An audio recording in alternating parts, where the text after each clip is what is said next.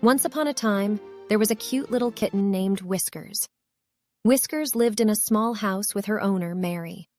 One day, while Mary was out running errands, Whiskers wandered outside and got lost. She wandered around the neighborhood, calling out for Mary, but no one answered.